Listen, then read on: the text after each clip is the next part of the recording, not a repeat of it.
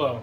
Today we're going to talk about a method of organization used in manufacturing that is known as 5S. But first, a little backstory. So, in my time at the esteemed Heartland Automotive, a automotive plant, we make parts for Subarus. The biggest issue I noticed while I worked there was organization. So there was one day that I, as a maintenance personnel, was looking for a hammer. I needed a hammer specifically to do whatever job I was trying to do that day, and I looked all over our shop for several minutes trying to find a hammer, and I couldn't find one anywhere. And then I walked up to a toolbox in the back of the room, and there was a drawer labeled hammers. So I thought, great, there's going to be a hammer in here, it's labeled and everything, awesome. I opened the drawer and there's nothing in there but crescent wrenches. Now, that's where I thought this is where 5S comes into play.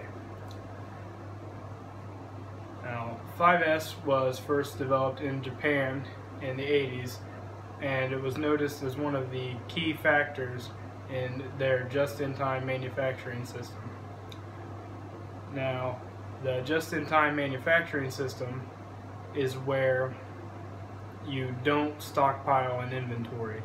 You only keep the parts that you make that are going out in the shipment the next day. And in the 1980s, Japan, for lack of a better word, was killing us in the car industry. So some people from the U.S., from General Motors and Ford, decided that they were going to look into it and see why they were so successful. And they traveled to Japan, and they found out about this just-in-time manufacturing system and how much more efficient it is. But one of the key factors in that was 5S. Now, 5S was developed by a Japanese man named Hiroyuki Hirano, and he developed the just-in-time manufacturing system and the 5S organization system. So 5S is broken down into 5 parts. There is sort, set in order, shine, standardize, and sustain. So the first step, sort, you're going to want to evaluate your workspace. Take a look at all the tools that you have, that you use on a daily basis, and you're going to eliminate any obstacles, anything that's a hindrance, unnecessary tools, anything that might be in your way that you don't absolutely need on a daily basis. You get rid of it.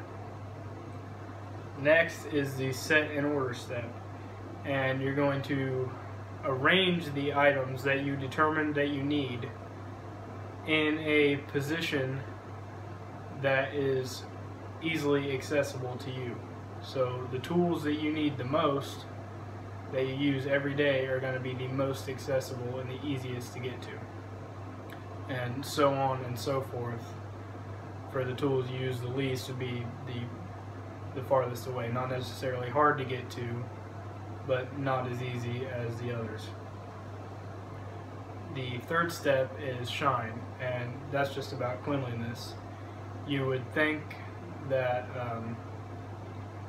most people would want their workspace to be clean, but some people just don't care. So you'd want to establish procedures that at the end of the day, this space gets cleaned, you know, at lunch and at the end of the day. Then the fourth step, standardize, is that you make it a standard.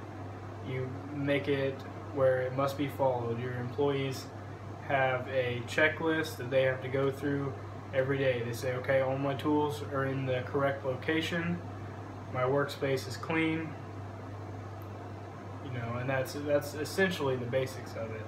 And the fifth step is sustain. So you just want to maintain the system. Make sure that the guidelines that you set in place are followed, and you'll never be searching for your tools again and wasting 5 or 10 minutes when a machine's broken down and you need to be out there fixing it. You'll know where everything's at, and if you put it back, you can use it the next time too. Sounds simple enough.